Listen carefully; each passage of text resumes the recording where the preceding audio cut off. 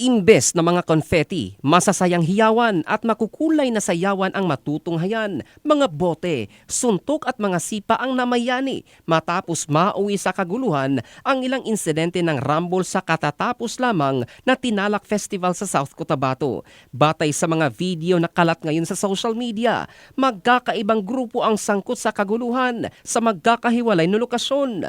Karamihan ay mga kabataan ang nagpasimuno ng suntukan. Ilang individual din ang nakitang duguan habang nadamay din ang ilang mga pwesto ng food stall matapos masira ang mga upuan at mesa. Agad namang umaksyon ang mga pulis at inaresto ang ilang nasa likod ng kaguluhan at pinag-aaralan ang mga legal na hakbang na gagawin. Nananawagan naman ang publiko na huwag nang maulit ang mga rumble sa mga susunod na pagdiriwang ng Tinalak Festival na dapat sanay maging alaala ng kultura at pagmamalaki ng South Cotabato. Iginiit ng marami na walang puwang ang karahasan sa isang selebrasyong dapat sana ay simbolo ng pagkakaisa at respeto.